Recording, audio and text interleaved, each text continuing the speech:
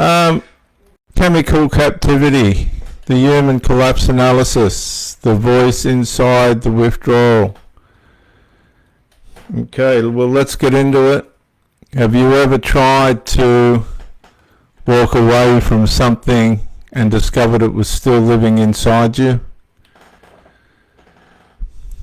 Have you made the decision?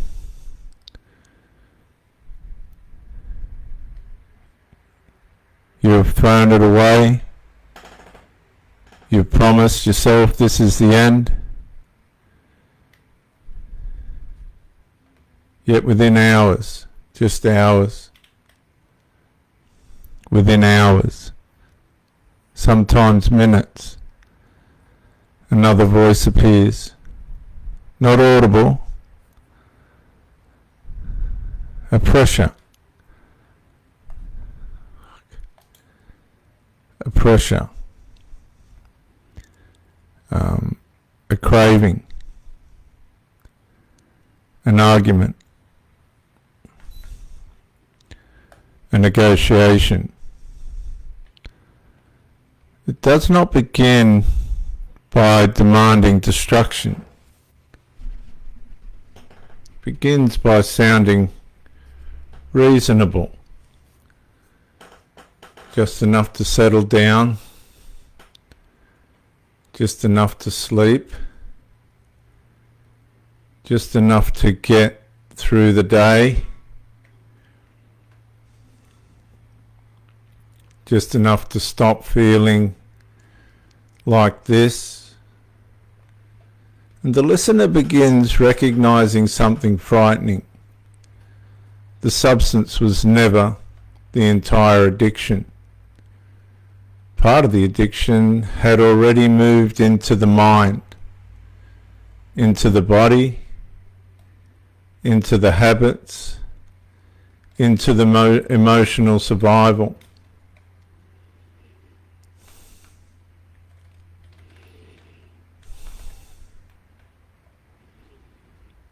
Into the emotional survival system. Withdrawal exposes what chemical captivity spent years hiding. The body starts protesting. Sleep becomes fragmented. The nerves become restless. Thoughts become obsessive. Emotions become unpredictable. And the simplest tasks feel overwhelming. For some, fear appears. For others, rage. For others, despair.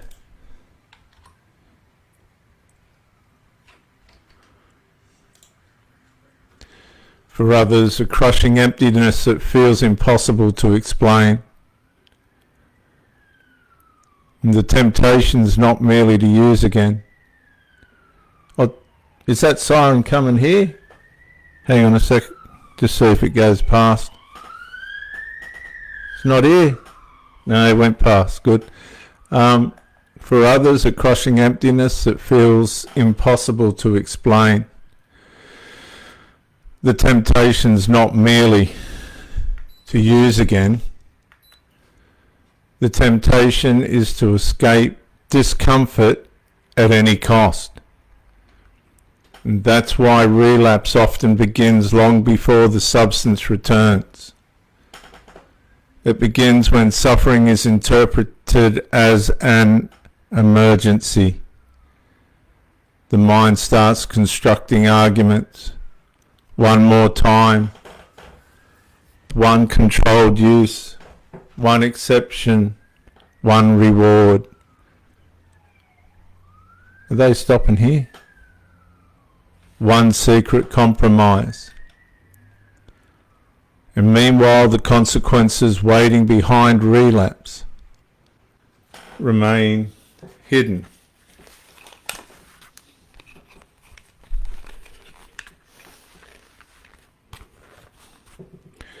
The overdose, the accident,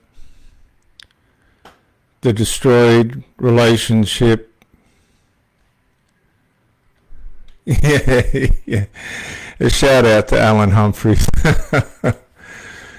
The destroyed relationship, the sexual recklessness, the humiliation, the debt, for some the funeral. The addiction never advertises those outcomes. It only advertises immediate relief. And this is why withdrawal becomes a battlefield of truth. For the first time in years, the body's no longer receiving the chemical answer. The pain, the grief, the shame, loneliness and fear begin surfacing from beneath the sedation. Many people think this means recovery is failing. Often it means recovery has finally begun. The Holy Spirit works in this painful space, not by removing every struggle instantly, but by helping the person remain present while truth emerges. The addiction says, escape. The Holy Spirit says, stay. The addiction says, run. The Holy Spirit says, heal. And somewhere inside that conflict, freedom starts asking its first real question. It's time to breathe. It's time to leave the chemical captivity.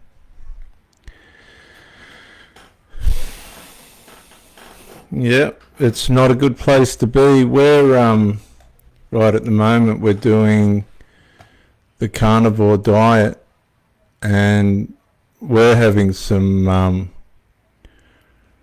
real issues with the transition across to it, but I think the outcome should be good. And I guess there's withdrawals involved in that as well. I'm open to comments if anybody wants to ask anything. If anybody needs to talk, come in. I will remember, this is the voice inside the withdrawal. Have you ever tried to walk away from something and discovered it was still living inside you? Have you ever made the decision? You have thrown it away. You've promised yourself this is the end. Yet within hours, just hours, sometimes minutes, another voice appears. Not an audible voice, a pressure, a craving, an argument, a negotiation. And it does not begin by demanding destruction. It begins by sounding reasonable, just enough to settle down, just enough to sleep, just enough to get through the day today, just enough to stop feeling the way that you feel. And the listener begins recognizing something frightening, something horrifying. The substance was never the entire addiction. Part of the addiction had already moved into the mind, into the body, into the habits, into the emotional survival system. And withdrawal exposes what chemical captivity spent years hiding. The body starts protesting, sleep becomes fragmented, the nerves become restless, thoughts become obsessive, emotions become unpredictable. And the simplest tasks the simplest tasks feel overwhelming. For some, fear appears. For others, rage appears. For others, despair and shame and guilt appears. And for others, a crushing emptiness that feels impossible to explain. And the temptation's not merely to use again. The temptation's to escape discomfort at any cost, even chemical captivity. And that's why relapse often begins long before the substance returns. It begins when suffering is interpreted as an emergency. The mind starts constructing arguments. One more time. One controlled use. One exception. One reward. One secret compromise. Meanwhile, the consequences waiting behind relapse remain hidden. The overdose, the accident, the destroyed relationship, the reckless sex, the humiliation, the debt, for some the funeral. And the addiction never advertises those outcomes. G'day, Alan. Alan went cold turkey on the ciggies 8 days ago. 8 days ago after 30 years of heavy smoking. Will never smoke again. Did the same with alcohol years ago. Well, good on you, Alan. Is cold turkey the way to go? Hopefully it is. Hopefully it is, Al. And our prayers are with you, mate, on that journey. If you need to talk, just message. Put message through to Pro Bricky. If I can encourage you, I will. But cold turkey, that's huge. 8 days in. 8's the number of new beginnings, so you've crossed over. There'll be a lot of phlegm and stuff leave your system, but that's all right. You'll get to the other side of it. Yeah, that's fantastic. That's encouraging, Alan, for people that want to get off it. That's what we want. We want people like Alan to come in and share their testimony. Alan went cold turkey on the ciggies 8 days ago after 30 years of heavy smoking. Will never smoke again. Did the same with alcohol years ago. Good on you, mate. Good on you. God bless you. And meanwhile, the consequences waiting behind the relapse remain hidden. The overdose, the accident, the destroyed relationship, the sexual recklessness, the humiliation, the debt.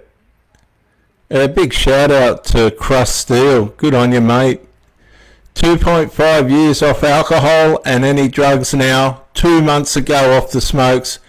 Something's fantastic's happening in these men's lives.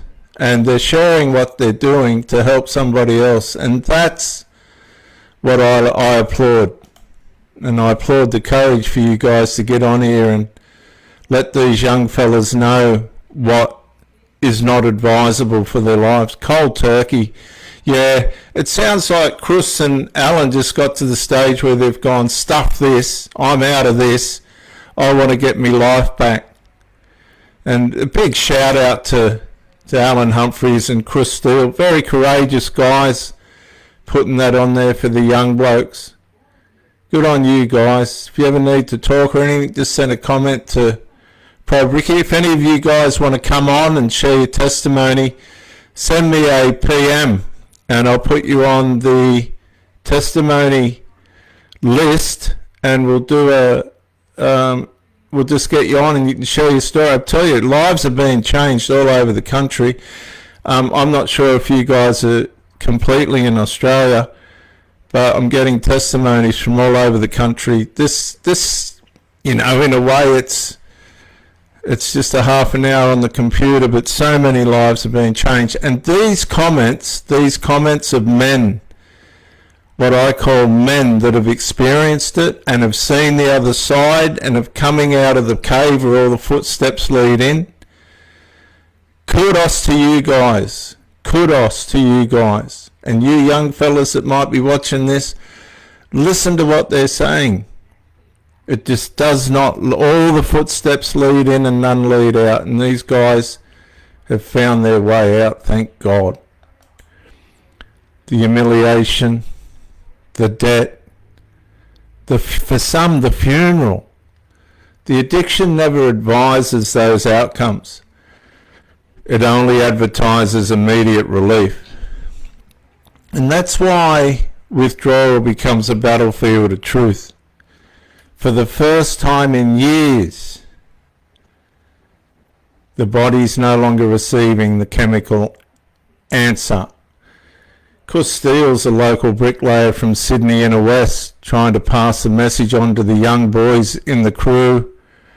I'm around, good on you mate. It's a very fickle message, and you're probably up against guys that maybe don't mean to but encourage it. If you just perform well as a brickie and keep your health right, despite the obstacles that are against all of us relative to health, that'll be a testimony within itself. Okay, these couple of comments that you put up here, they're only a few words, but they're big, huge words. There's 10,000 people on this page. I'm not saying they always come through, but there's enough views for these. See, this is what I want. I want these guys like Alan and, is it Kyrus? Sorry, so I'm just going to say Cruz. I can't put a price on that, because these guys know. These are the guys that laid there overnight going, I just don't want to do this anymore. And woke up one morning and have gone, that's it. I'm going to live. I'm going to reclaim my life. And now they're reaching out and helping others as well. You can't put a price on that, guys. You just can't. Thanks for putting those comments on. And then, for the first time in years, the body's no longer receiving the chemical answer. And this is what Alan and Kuss did. They've gone, right, I'm just not going to give the body the chemical answer. I'm going to do the pain, the grief, the shame, the loneliness, and the fear begin. It's all going to begin surfacing from beneath the sedation. And many people think this means recovery's failing. There we go, family first. When all the bricks are laid, when everything's said and done, if you've got a family that you can go home to, well, what a fantastic reward. Many of us have lost that. I'll put my hand up a couple of times. Sometimes not any fault of our own. But Alan's made his decision, family first. And at the end of the day, that's what it's all about. And if you haven't got a family, put yourself first. But put yourself first on the side of wisdom. Stay on the side of wisdom, because wisdom's a short and very hard thing to find now in this world of moral bankruptcy. Okay, if you don't think Australia's morally bankrupt, just look at what's going on with the leaders of the country. And so many people think it means recovery's failing, pain and grief and shame and loneliness and fear, but it's not. It often means recovery's finally begun. And this is where the helper, the comforter, the Holy Spirit works in this painful space, because he'll honour that. Not by removing every struggle instantly, but by helping us remain present while truth emerges. And there's the truth right there. Family first. If you haven't got a family, put yourself first. And by helping the person remain present while truth emerges, the addiction says escape. The Holy Spirit says stay. Stay in the truth. The addiction says run. The Holy Spirit says heal. And somewhere inside that conflict, freedom starts taking its first real breath. Well, guys, I hope that's brought some healing for some of you tonight. But that's the thing for now. Just want to share again to Alan and Chris. Thanks for coming in, guys. All you other fellas that had a look at this, I hope you go over it tomorrow. This is for you tradies. That's what we do it for. We want to see lives change for good. We want this to go right across the nation. God bless you all, and I'll see you in the next live. The next live is going to be the Bricklaying Mastery. Stand by for Bricklaying Mastery. It's going to come on Wednesday at about 6:37. Bricklaying Mastery. Look forward to people coming in for that.